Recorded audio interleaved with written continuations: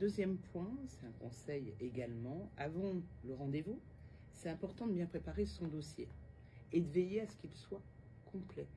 Dans les 25% de taux de refus, la grande majorité, c'est parce que le dossier est incomplet.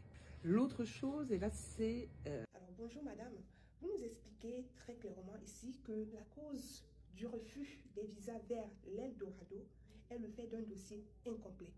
Sauf que vous ne nous expliquez pas c'est quoi un dossier incomplet. Vous ne nous donnez pas la composition d'un dossier pour l'approbation d'un visa court séjour qui est un visa visiteur ou alors un visa touristique. Donc c'est à cet effet que moi je vais vous confronter à vous dire.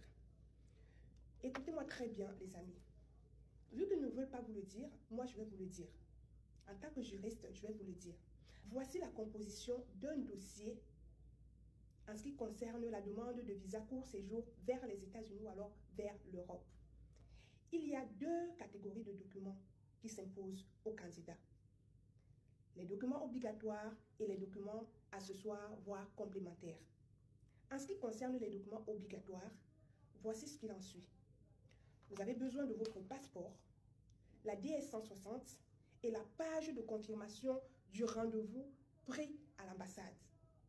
La deuxième catégorie de documents sont des documents aléatoires, accessoires, voire complémentaires.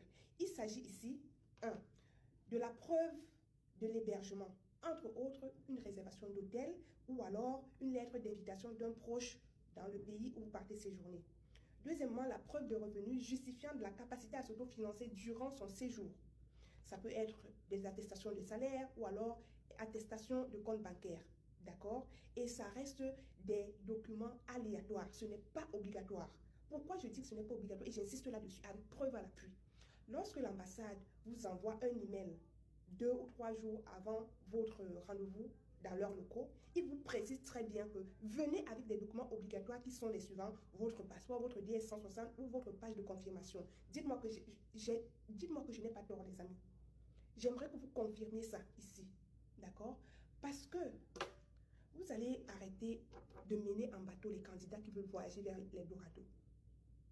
Si vous décidez de ne plus octroyer les visas, alors éradiquez le visa court séjour à jamais. Enlevez le visa court séjour de votre liste de visas. Parce qu'il est inadmissible que autant de candidats appliquent pour un visa court séjour, ils payent les frais qui ne sont pas des frais dérisoires, qui sont environ 120 000 francs CFA ou alors 185 $.